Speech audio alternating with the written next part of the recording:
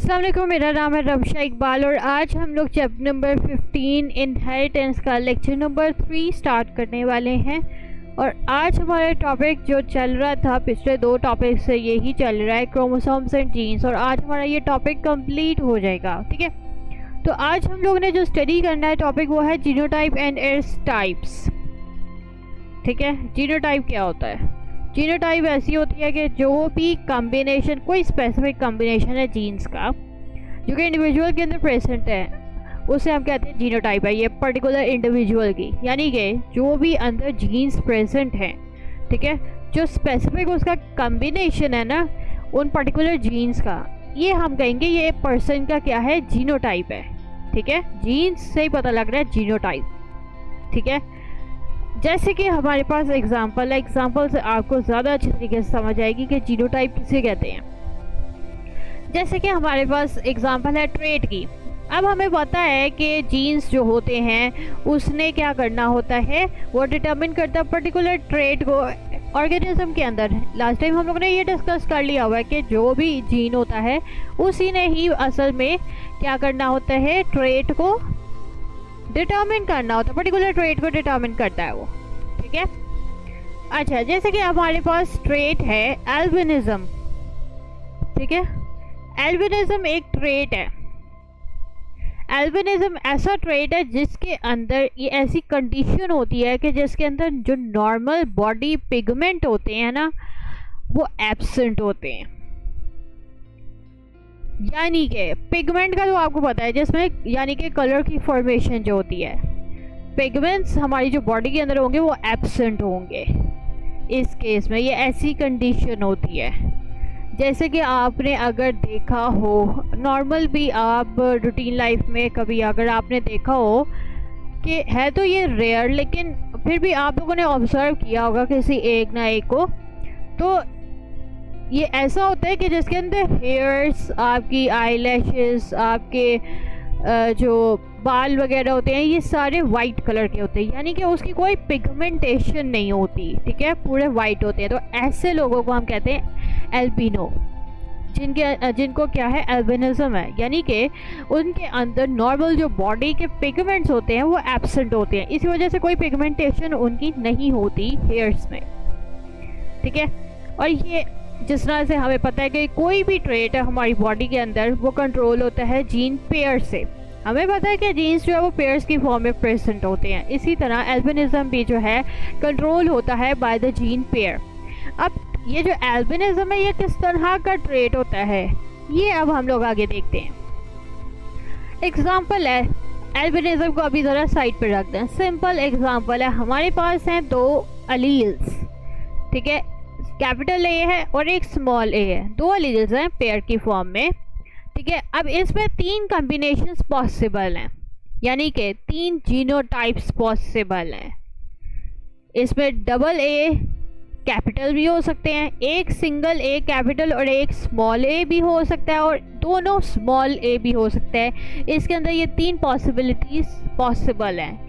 ये किस तरह से जीनोटाइप्स निकली हैं ये आपको नेक्स्ट लेक्चर में ज़्यादा अच्छे तरीके से समझ आएगा।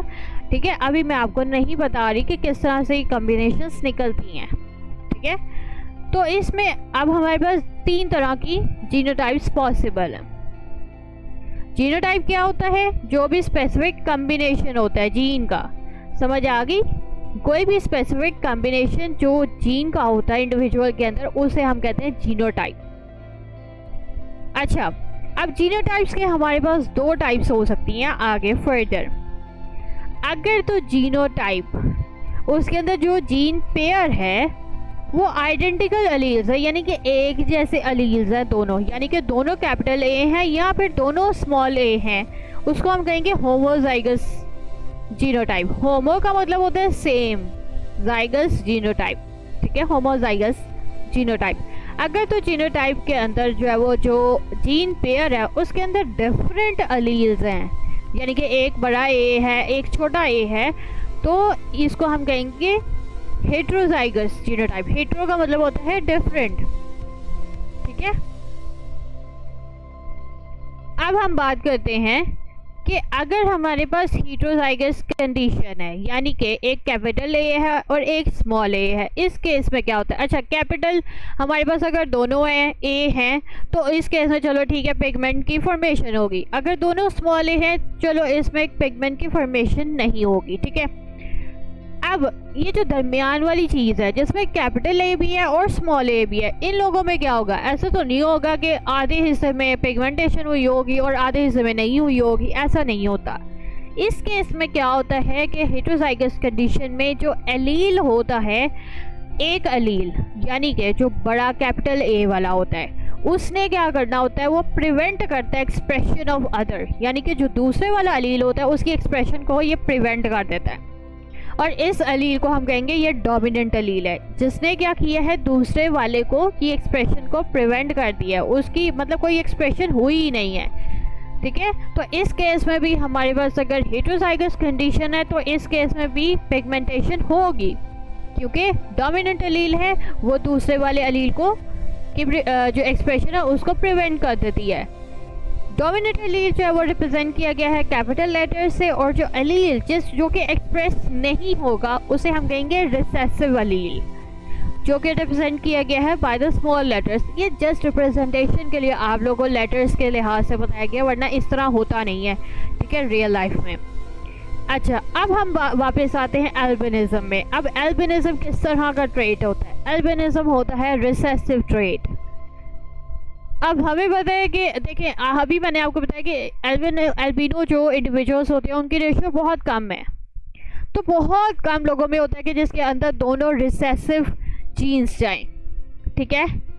तो इसलिए ऐसे लोग बहुत रेयर हैं। ज़्यादातर में क्या होता है कि हमारे पास या तो डबल ए कैपिटल ही जाते हैं, या एक अगर कैपिटल जाएगा तो दूसरा स्मॉल ए चले जाता है, लेकिन फिर भी उसमें पिगमेंटेशन हो जाती है। लेकिन एल्बिनिज्म क्या है? ये रिसेसिव ट्रेट है, जिसके अंदर क्या होता है कि दोनों एलील्स रिसेसिव होते हैं, इसी वजह से इनके अंदर पिगमेंटेशन नहीं होती।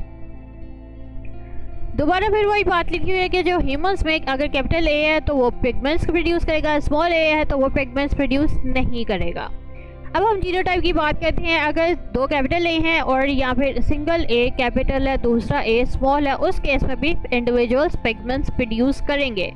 और अगर जीनोटाइप स्मॉल ए है दोनों, तो इस केस में इंडिविजुअल पिगमेंट्स प्रोड्यूस नहीं करेंगे और इस इंडिविजुअल को हम कहेंगे एल्बिनो है। अब इस एग्जांपल से शो क्या होता है? इससे ये होता है कि जो एलील ए है, बड़े वाला ए है, वो डोमिनेट करता है स्मॉल ए में, जिसकी वजह से उसकी एक्सप्रेशन एक्सप्रेस नहीं होती, ठीक है, क्योंकि जो कैपिटल ए है वो डोमिनेट कर रहा है स्मॉल ए में, इसीलिए इस केस में भी इंडिविजुअल प्रोड्यूस करेगा पिगमेंट्स।